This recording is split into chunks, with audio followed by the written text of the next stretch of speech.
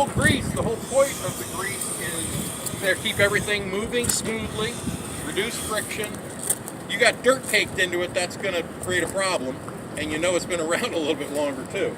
What are some of the signs of old, dried out grease? It's hard. It's hard, it's brittle.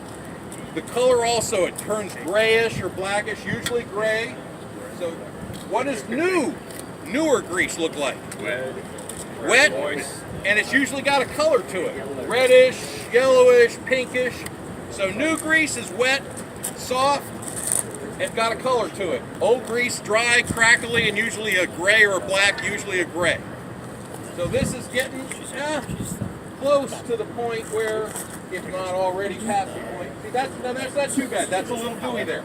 So even though it doesn't have any color, it's still got some nice softness and goo to it. That's another reason why you want to have your gloves on when you're doing walk around the space. Okay. Here are your tie. Here's the chains you use for tie downs. Just another little thing. Typically, and this does not have it, but typically even your chains and your hooks are rated for capacity. Typically you want to use stuff that has a WLL, working load limit, stamped on it somewhere. Typically you want to use chains that have hooks on both ends like this does. And typically always you want a separate chain for each tie down point.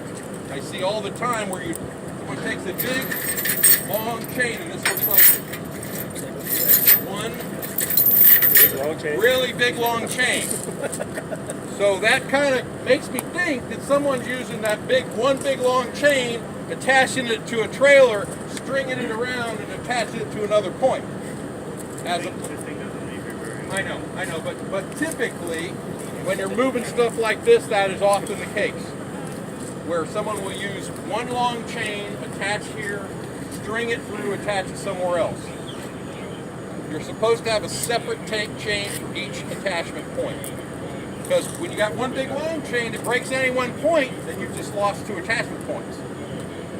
So rather than have one big long chain that can wrap around the whole thing, you want 4 medium to short chains. Then we're going to strap closely to wherever the attachment point is and to where you're going to hook it in. All right, what are we looking for when we get around to the tires?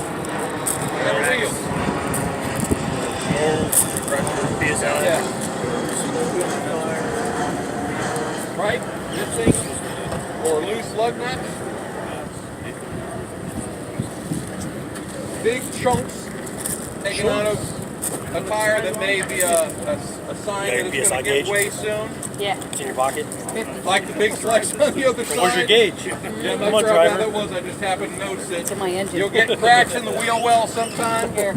You want to look out for that. That's not See how good. fast it comes out? Do you have any other tires to look at that?